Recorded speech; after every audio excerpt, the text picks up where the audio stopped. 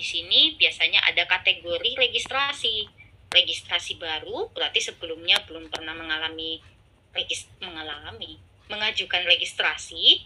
Kemudian ada registrasi ulang, berarti dia masa izin edarnya udah habis. Kemudian yang registrasi variasi. Nah, registrasi variasi ini ada yang mayor, ada yang minor. Biasanya kalau yang registrasi variasi itu ada sesuatu yang berubah. Kalau yang mayor ini biasanya yang bersentuhan langsung dengan zat aktifnya.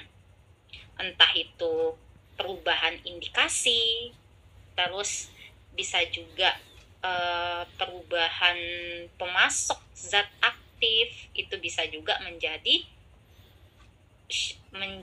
dasar untuk melakukan variasi mayor. Kalau yang minor biasanya yang tidak berhubungan secara langsung dengan obatnya, biasanya di bagian kemasan, seputaran bagian kemasan. Misalnya berubah logo pabrik lah, atau berubah desain kemasannya lah. Sip. Nah, nomor registrasi obat, mau tidak mau, suka dan tidak suka, teman-teman harus menghafal setiap digit dan arti dari setiap digit tersebut. Ya, aku biasanya dapat yang digit 45. Ya, biasa digit 45 ini biasa keluar. Terus digit apa ya ini? Oh, digit 3 biasa juga muncul. 3, 4, dan 5 yang harus teman-teman waspadai. Tapi tetap yang lain harus dihafal ya. Cuman digit 3, 4, dan 5 itu wajib teman-teman concern.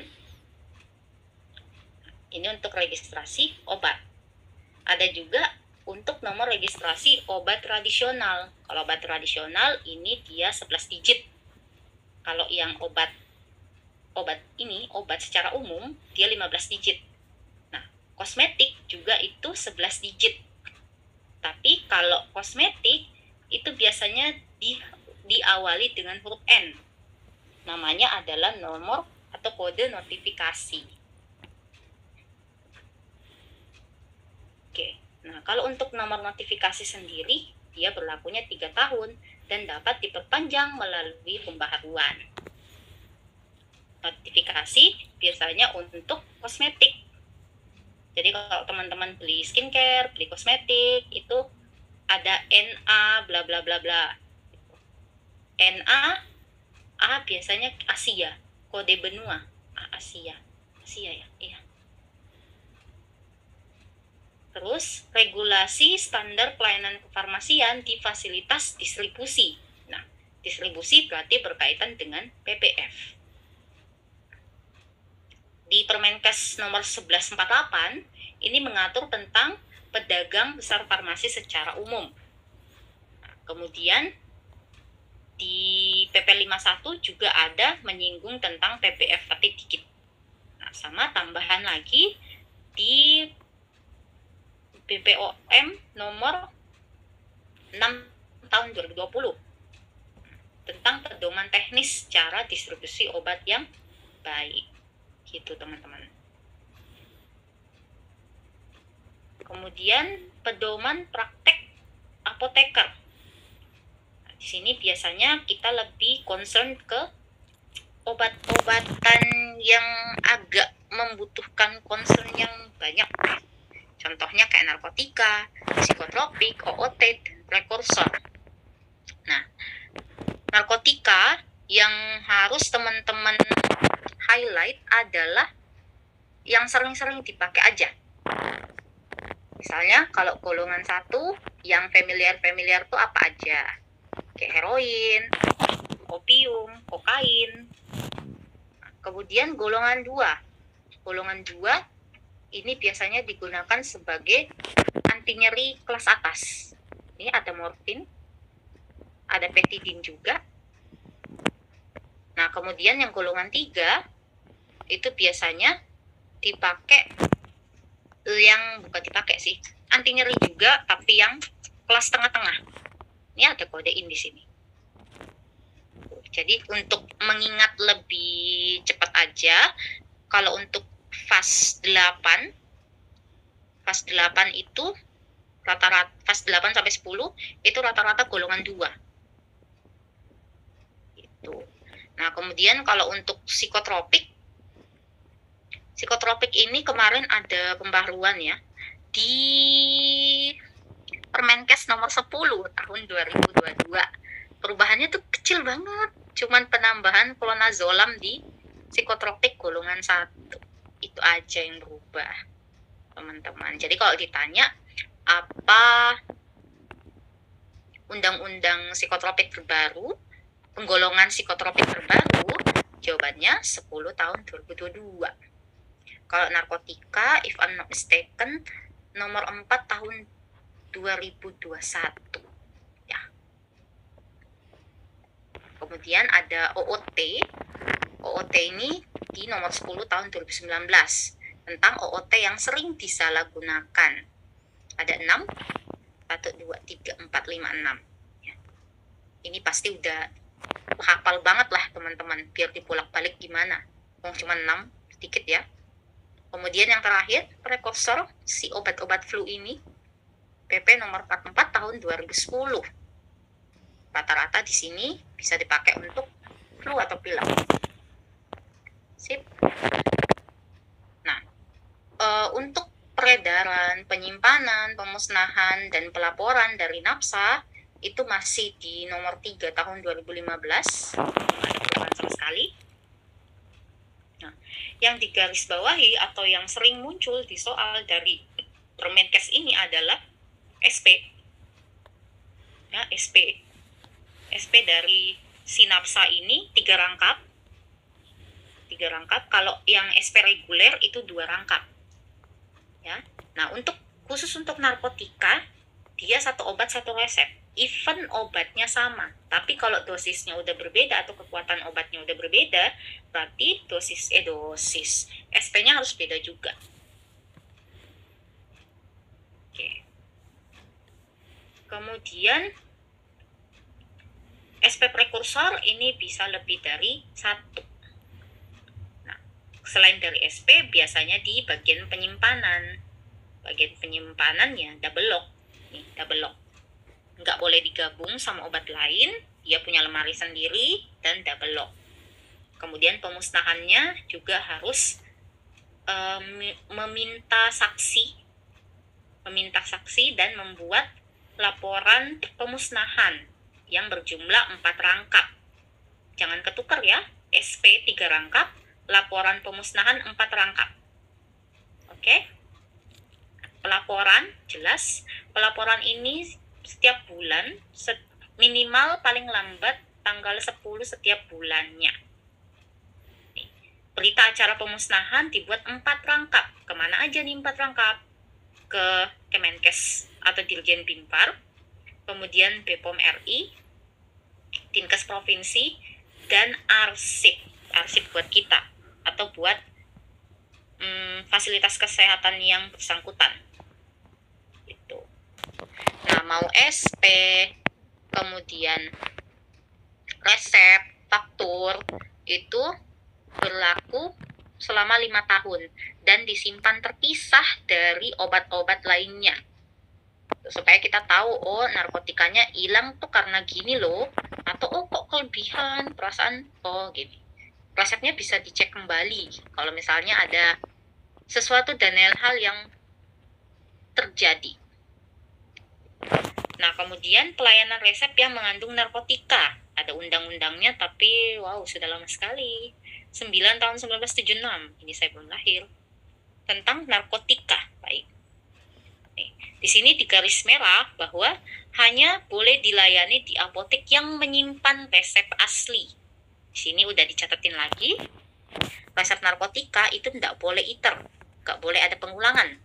Kemudian harus jelas, lengkap, dan resep asli, bukan kopi resep. Berarti kalau ada orang datang, terus tulisannya di situ kodein, terus bukan resep asli, berarti itu adalah pemalsuan resep, teman-teman. Nah, jika pasien meminta setengah, maka kopi resep bisa diberikan, tapi si sisa obat itu harus ditebus di apotek yang punya resep aslinya. Nggak boleh di tempat lain, nggak bakalan dilayanin kalau di tempat lain. Nah, untuk rumah sakit dan puskesmas hanya dapat melayani dari sarananya, nggak boleh dari luar. Oke. Oke. Nah, biasanya kalau ada resep narkotika, kita garis bawahi dengan tinta merah. Supaya ketandaan aja gitu loh, oh ini narkotika loh. Kemudian ada golongan-golongan obat ini. Saya rasa ini dari zaman dahulu kala kita sudah pernah melihatnya. Saya pertama kali melihat golongan ini waktu saya SMA kelas 2. Dan saya menyadari, oh ternyata ini sangat penting loh. Ya, saya dulu punya tempat pensil yang ada warna merah tempat pensilnya. Terus ada logo-logo ini. Jadi disitulah saya tahu bahwa oh ini ternyata berhubungan dengan masa depan saya. Lanjut. Nah, ini juga salah satu convert materi ya, yaitu doa. Ini salah satu yang bisa teman-teman pasti benar, gak mungkin salah. Gitu. Nah, doanya ini yang sering keluar, yang bukan aneh sih, agak berbeda sendiri lah. Saya kayak kontrasepsi oral, ini 1 siklus bisa. Yang penting dia udah pernah konsultasi ke dokter sebelumnya. Jadi bisa ditebus tanpa resep dokter selama 6 bulan ke depan. Di bulan ke-6 itu wajib untuk balik konsultasi lagi ke dokter. Antibiotik topikal biasa juga keluar 1 tube. Kemudian omeprazol ini 7 tablet. Agak beda ya dari yang lain. Kemudian biasanya juga ada supositoria 3. Kemudian ada yang 20, si salbutamol biasa juga muncul 20. Selain tabletnya, salbutamol juga bisa ditebus dalam bentuk inhaler atau sirup, masing-masing 1. Kemudian hafalin aja yang 20-20. Asmek 20, metoclopramid 20, salbutamol 20. Jadi kemungkinan besar yang lain itu 10-10. Itu supaya teman-teman lebih mudah aja. Kemudian ada vaksin. Kalau vaksin biasanya ditanya tentang penyimpanan, terus jadwal vaksinnya kapan, sama vaksin wajib dan vaksin pelengkap itu apa aja. Biasanya sih itu kalau vaksin. Habis. Thank you. Sekarang saatnya kita ke soal. Jadi teman-teman siapkan kertasnya, siapkan pulpennya, siapkan kalkulatornya karena akan ada beberapa soal yang kita harus menghitung teman-teman. Oke. Saya pantau lewat kolom chat. Jadi nanti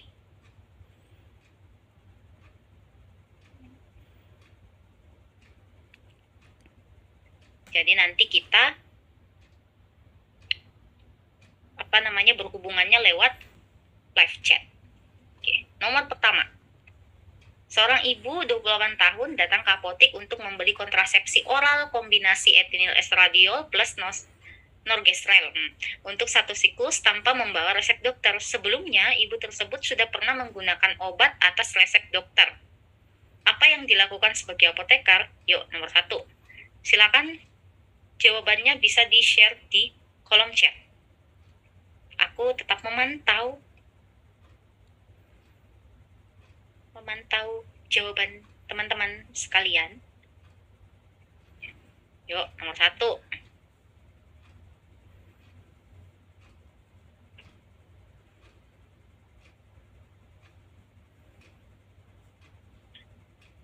Kak Sudiman, Kak Tiara, B.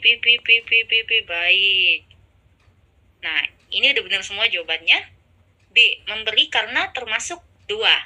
Oke, memang si etinil estradiol atau pil kombinasi, kontrasepsi kombinasi, ini memang bisa dibelikan sebanyak 1 siklus kan tadi. Tapi dengan syarat pasiennya sudah pernah konsultasi ke dokter sebelumnya. Kalau tidak pernah konsultasi dengan dokter sebelumnya, jangan dikasih. Oke? Itu syarat yang dimuat di sini. Nah, ini dia. Ini keputusan Menteri Kesehatannya cukup lama ya, teman-teman. 1990. Saya belum lahir di sini. Nah, di sini dikatakan bahwa aseptor atau penerima itu dianjurkan kontrol ke dokter tiap 6 bulan. Oke, jadi jelas ya. Sumbernya dari Kepmenkes nomor 347 tentang obat wajib apotek nomor 1. Sip lah. Nah, sekarang nomor 2. Dalam pengadaan obat epinefrin injeksi dari PBF, ditemukan warna dan label pada kemasan obat berbeda dengan kemasan yang sudah tersedia di RS. Sebagai apoteker penanggung jawab, saudara segera melakukan proses pengembalian barang. Kemudian, apoteker di PBF melakukan proses administrasi pengembalian barang, di manakah apoteker harus menyimpan obat kembalian tersebut. Obat kembalian, bukan duit kembalian.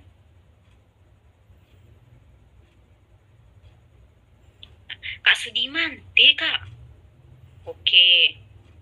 Wah, Kak Sudiman nih fast respon sekali ya. Mantap.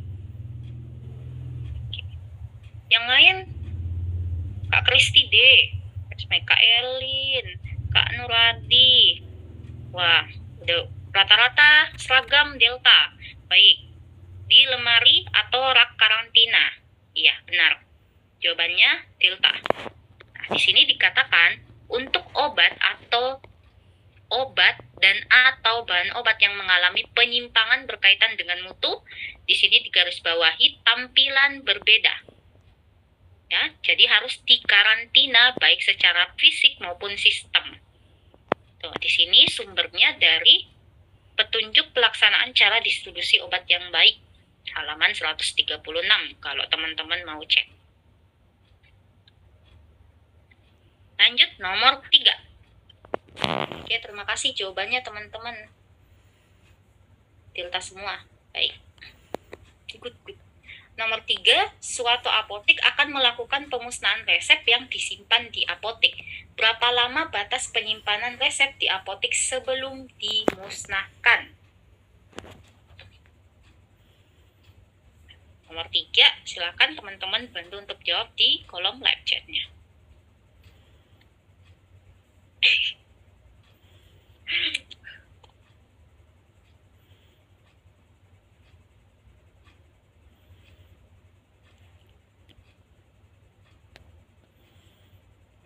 Ya, wih, Saara Afil, kenapa kamu menulis angka 5, Afil? Baik, ya jawabannya di sini pemusnahan atau penyimpanan resep. Nih, semua jawabannya udah seragam. Di sini jawabannya E.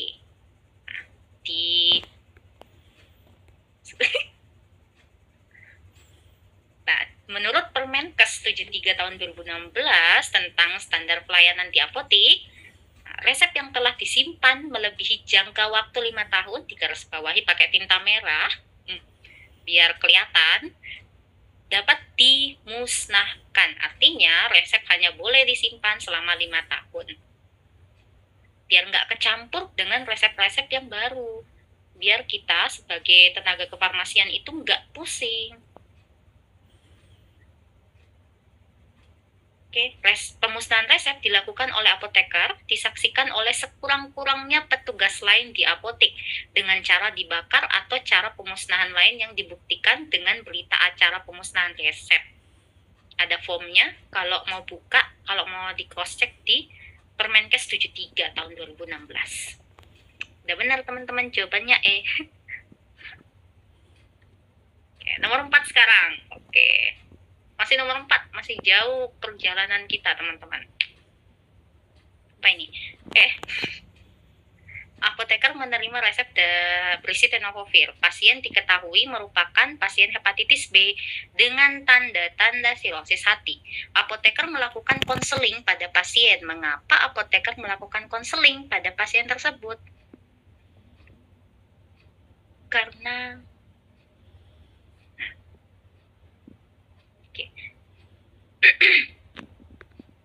Kak Sudiman jawab A. Diralat. Kak Sudiman ralat jawabannya jadi E. Nah, yuk, yang lain. Jawabannya apa nih nomor 4? Kak Wiwin masih jawab A. Kak Kristi juga masih jawab A. Kak Tiara, Kak Nur, Kak Via. Wih, rata-rata A semua nih. Baik, mari kita buktikan apakah jawaban teman-teman benar atau tidak.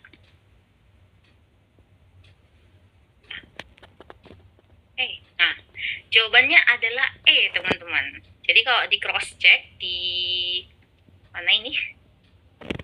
Permenkes 73. Nah, konselingnya ini di sini berkenaan tentang pasien kondisi khusus. Tadi di soalnya dia ada sirosis hati, artinya mengalami gangguan fungsi hati. Jadi di sini jawaban yang paling tepat adalah E, pasien kondisi khusus. Jadi kondisi khusus itu bukan hanya bumil, bukan hanya pediatri atau geriatri, tapi orang dengan gangguan fungsi hati dan fungsi ginjal juga masuk ke dalam kategori pasien dengan kondisi khusus. Oke, lanjut. Nomor 5 sekarang. Nah ini, seorang apoteker di RS sedang membuat leaflet dan poster. Kegiatan ini termasuk pelayanan farmasi klinik tipe apa?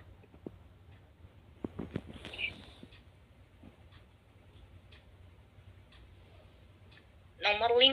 Kira-kira jawabannya apa?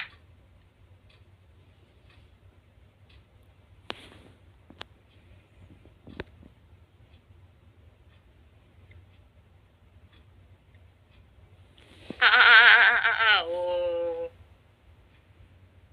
Under semenit loh. Ngeri. Bravo lah kalian teman-teman. Semangat.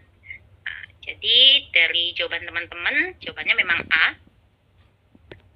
Pelayanan informasi obat ini biasanya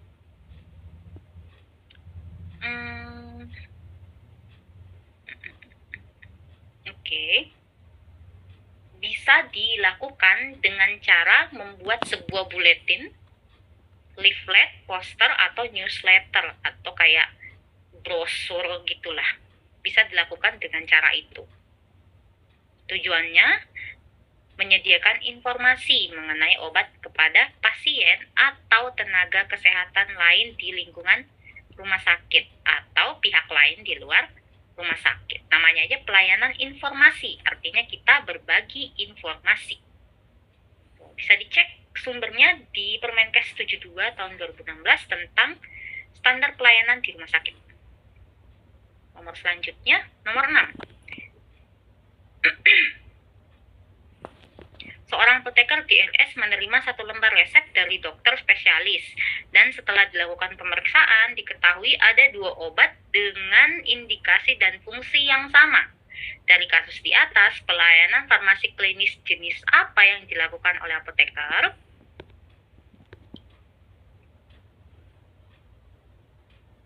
Yuk, nomor 6.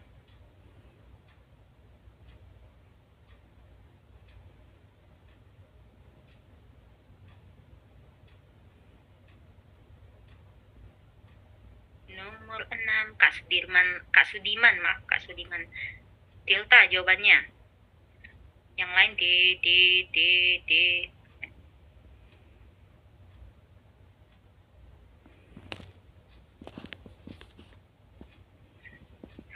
Oke, jawabannya udah seragam semua, mari kita cek. Ya, jawabannya emang D. Jadi di pengkajian dan pelayanan resep itu ada 1 pengkajian yang kita lakukan, yaitu pengkajian farmasi klinis. Persyaratan klinis itu meliputi adanya duplikasi obat atau tidak. Nah, dikatakan duplikasi apabila indikasinya sama. Indikasi sama dan fungsinya sama. Itu dikatakan duplikasi. Tapi kalau polifarmasi, biasanya indikasinya berbeda tapi berada di satu resep yang sama. Jawabannya delta. Perhatikan yang kuning-kuning ya. Oke, nomor 7. Seorang pasien wanita penderita 50 tahun dengan DM selama ini dengan terapi antidiabetik oral, namun saat ini dokter mengganti terapi pasien tersebut dengan insulin. Pasien menanyakan cara penyimpanan insulin. Informasi apa yang Anda berikan? Di sini pertanyaannya, pernyataan yang benar yang mana? Dari kelima pernyataan tersebut.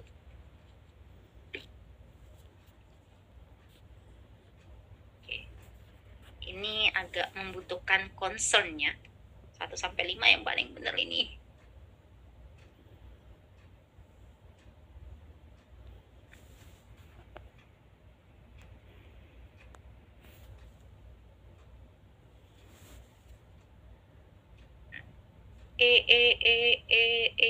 Oke. Oh, semua udah seragam ya jawabannya, semua. Baik, mari kita cross check. Nomor 7 itu memang jawabannya E.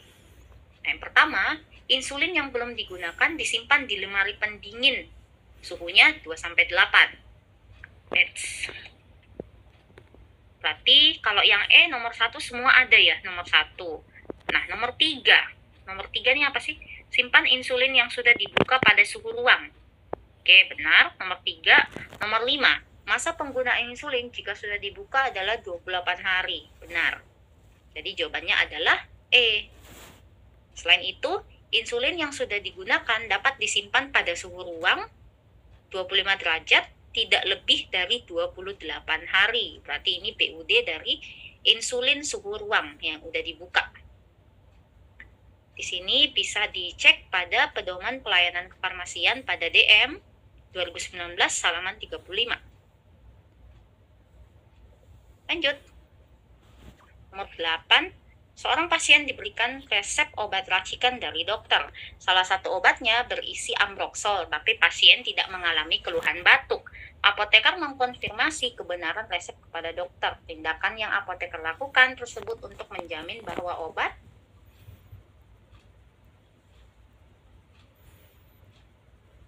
ada obat, tidak ada indikasi.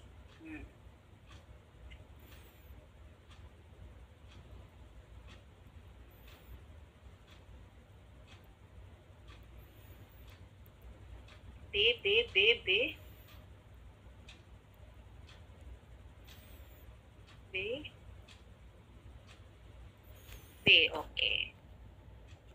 Tindakan yang apoteker lakukan tersebut untuk menjamin bahwa obat tepat indikasi. Mari kita lihat. Ya, jawabannya udah benar B. Dari Kemenkes 2011, modul penggunaan obat rasional di sini dikatakan adanya tepat indikasi penyakit. Di sini dia memberikan contoh antibiotik.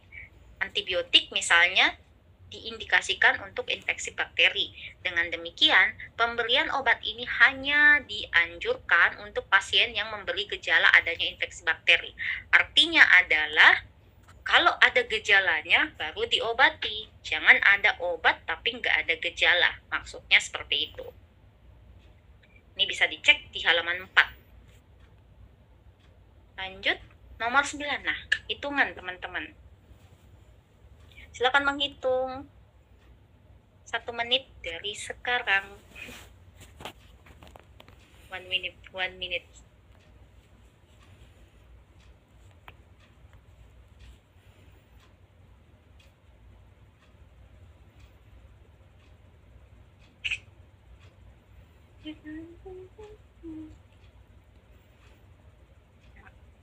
Sambil teman-teman menghitung, saya mau cas laptop dulu ya, takut mati laptopnya.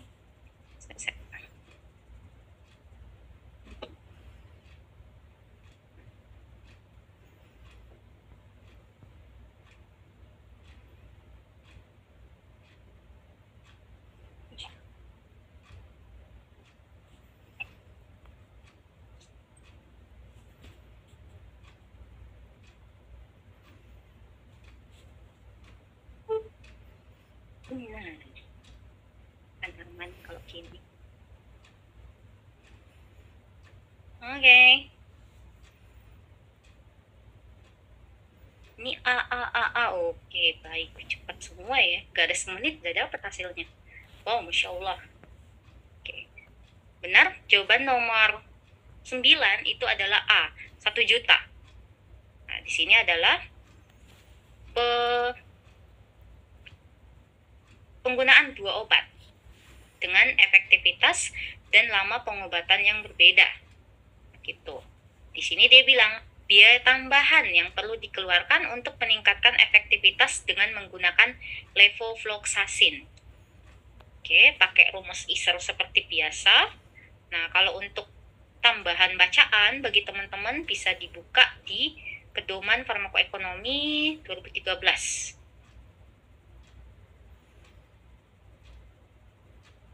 Udah benar semua? Yes, yeay. Nomor 10.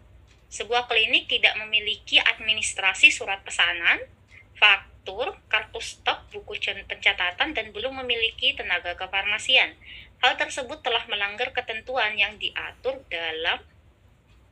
Ini nggak ada semua, kayak mana lah?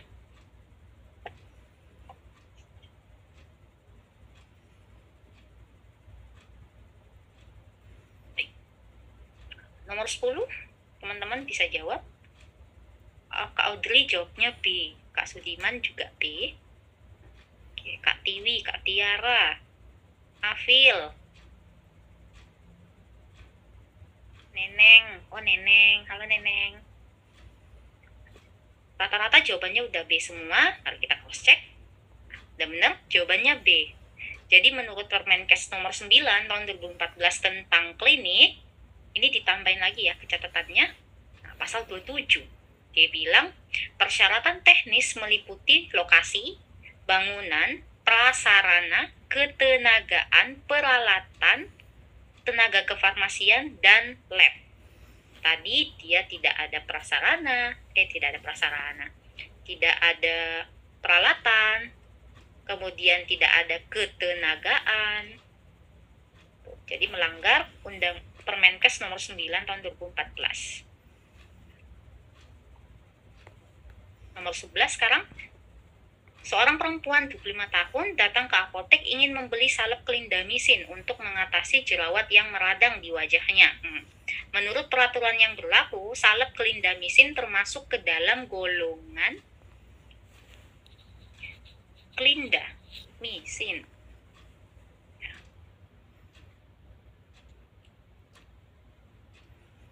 Clindamycin.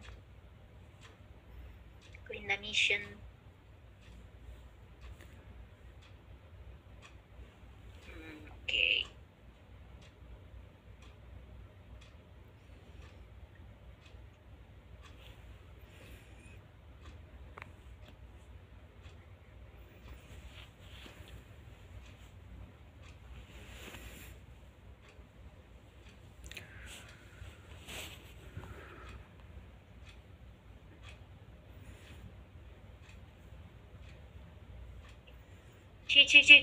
C, semua jawabannya baik.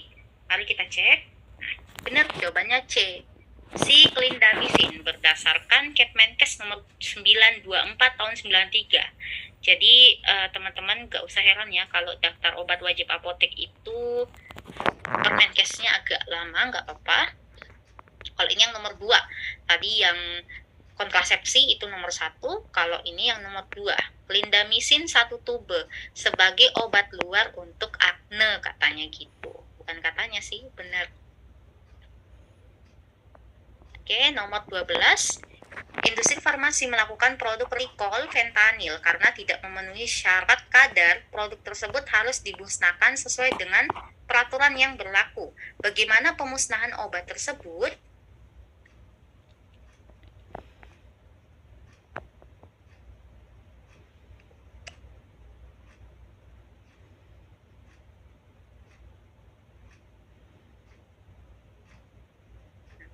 Nomor 12, kira-kira jawabannya apa nih? Industri farmasi. Berarti skala besar dong. B. Mari di cross check. Ya, jawabannya tepat sekali B. Dari sumber Widya Susti, buku ya ini. Widya Susti 2006 tentang panduan pembuangan limbah. Nah, kalau fentanyl itu masuk kategori zat yang diawasi ceritanya. Sini, kategori pemilihan Zat yang diawasi misalnya adalah narkotik. Tadi fentanil, narkotik, golongan 2 kan? Nah, kalau yang zat yang diawasi, apalagi jumlahnya banyak, itu harus diinsenerasi suhu tinggi. Katanya begitu di buku. Sip, nomor 13 sekarang. Seorang perempuan datang ke apotek membeli vaginal douche. Sebagai apoteker, Anda ingin mengkonsultasikan penggunaan obat. Lalu tiba-tiba seorang pria ke apotek. Apoteker kemudian mengkonsultasikan penggunaan obat di ruang konsultasi dan menyuruh pegawai lain melayani laki-laki tersebut. Etika apa yang dilakukan oleh apoteker?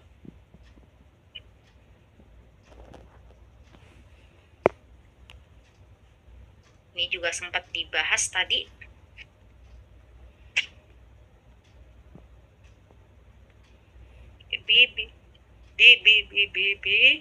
Baik. Mari kita cross check jawabannya. Benar ya, B. Nah, kalau menurut American Pharmacist Association tahun 2017, dia bilang di sini, seorang farmasi berfokus kepada pelayanan pada pasien secara rahasia atau privat dan dengan menjaga kerahasiaan atau bersikap untuk menjaga kerahasiaan dari pasien gitu. 14. Setiap obat yang beredar di masyarakat harus melalui registrasi obat ke BPOM. Jika suatu industri farmasi akan melakukan perubahan produsen zat aktif dengan spek yang sama, registrasi apa yang harus dilakukan? Ini juga tadi sempat dibahas.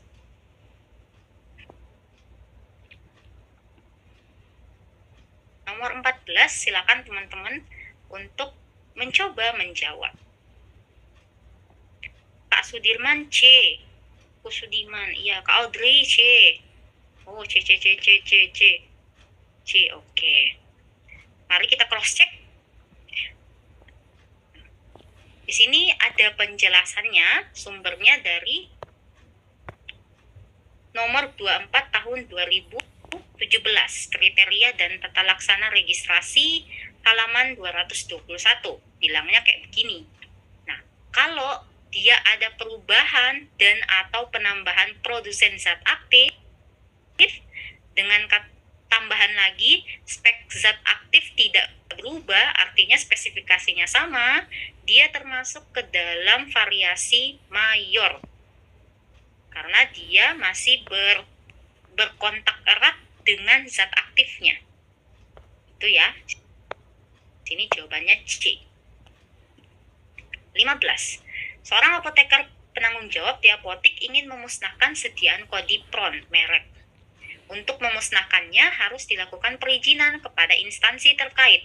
Apa instansi terkait tersebut? Nomor 15.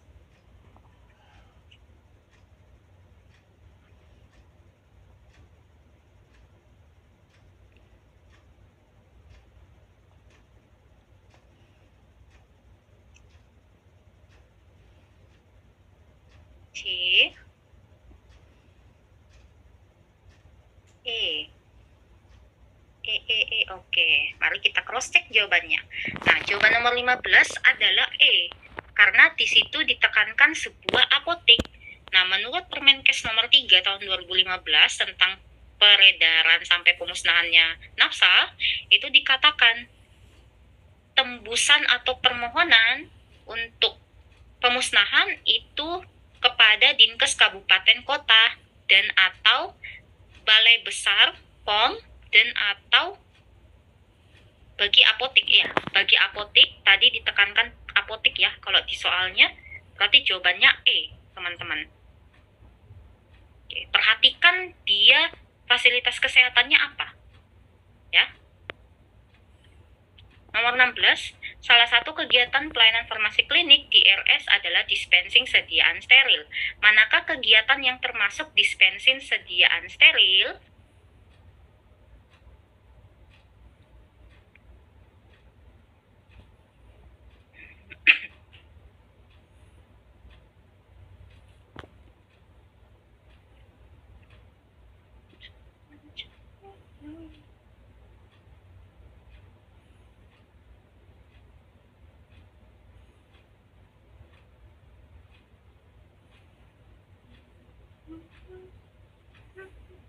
Nah, ini oke, mari dicek lagi. Nah, udah benar jawabannya adalah A. Menurut Permenkes 72 2016 di standar pelayanan rumah sakit, penanganan sediaan sitostatik. Ya, penanganan sediaan sitostatik merupakan penanganan obat kanker secara aseptik, gitu ceritanya. Tapi kalau untuk sediaan sitostatik harus petugasnya itu yang udah terlatih. 17. Terdapat beberapa obat yang sering diminta dilakukan PKOD. Manakah obat yang kemungkinan besar untuk PKOD? Ya, pikot. Pemantauan kadar obat dalam darah. Ya.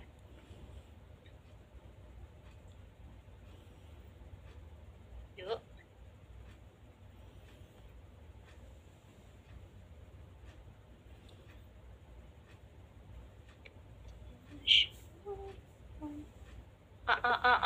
Oke. Cek dulu ya. Nomor 17 jawabannya A. Nah, ini ada dua sumber yang saya gunakan, yaitu Pionas dan Permenkes 72. Nah, di Permenkes 72 ini dijelaskan bahwa PKOD itu merupakan interpretasi hasil pemeriksaan kadar obat dengan indeks terapi yang sempit. Nah, sementara si penitoin ini merupakan obat untuk kejang vokal atau partial seizure. Nah, obat ini memiliki indeks terapi yang sempit, udah jelas ya. Ini perhatikan yang tanda-tanda kuning. Sip. Seorang ibu datang membawa sediaan untuk vagina yang berisi Metro plus Nystatin dan bertanya kepada apoteker mengenai penyimpanan. Penjelasan apa yang diberikan apoteker mengenai penyimpanan sediaan tersebut? Sediaan vagina, misalnya ovula ini. Ovula Metro.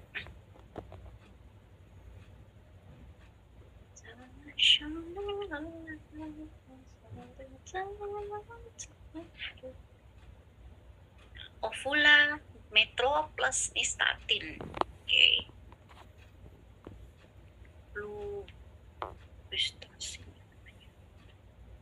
C. Oke. Nah, kita cross check jawabannya nomor 18 ya, benar C.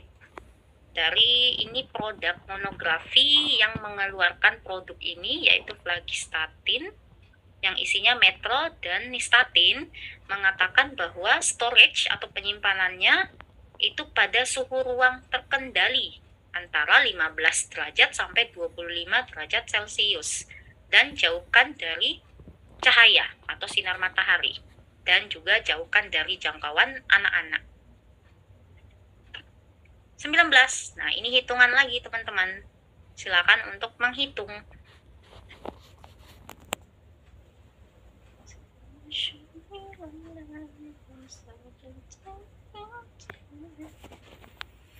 Protect from the light.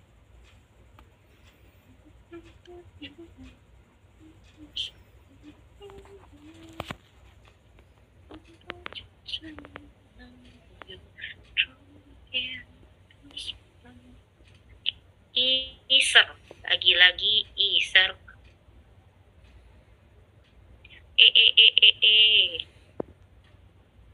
Ini ada yang jawab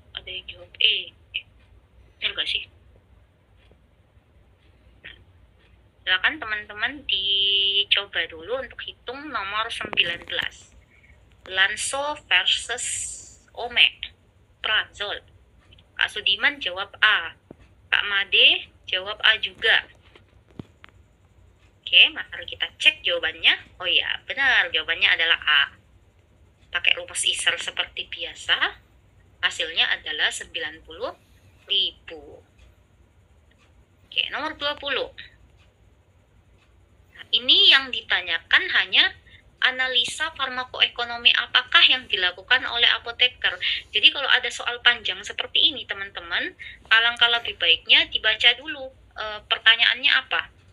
Siapa tahu cuma disuruh tanya seperti ini, analisanya saja, bukan disuruh untuk menghitung. Ternyata teman-teman udah hitung jauh-jauh, terus yang ditanyain cuman analisanya pakai analisa farmakoekonomi apa. Kan agak sayang ya kalau terbuang waktunya.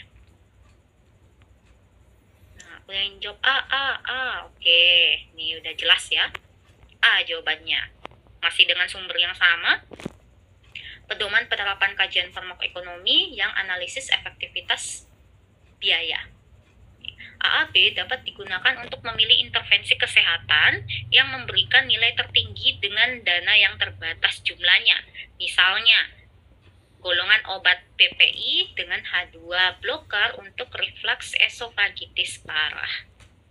Bisa dicek halaman 18.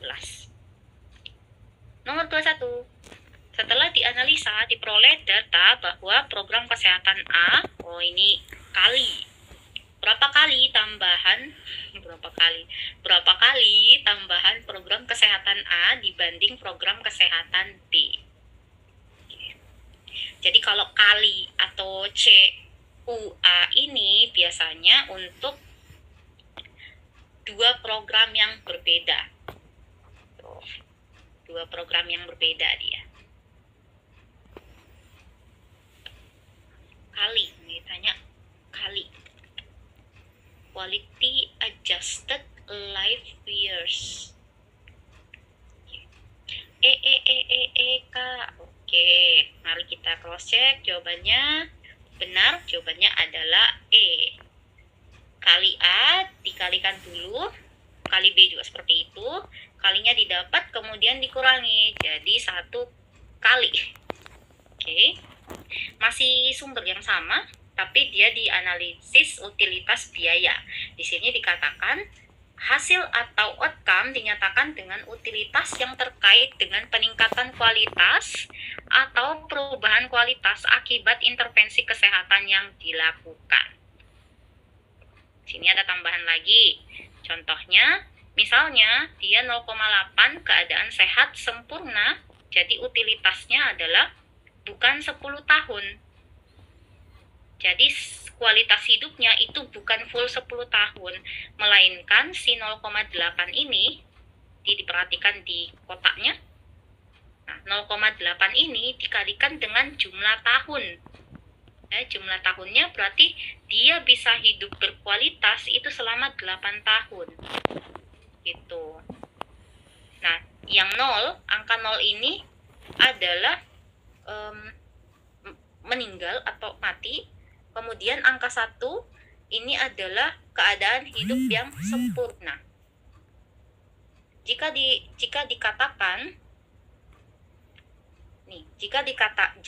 jika seorang pasien menilai bahwa keadaannya setelah periode terapi yang diperoleh setara dengan 0,8, maka 0,8 ini dikalikan dengan 10 tahun. Ini contoh aja ya. Dikalikan 10, jadi dia bisa berkualitas hidupnya selama 8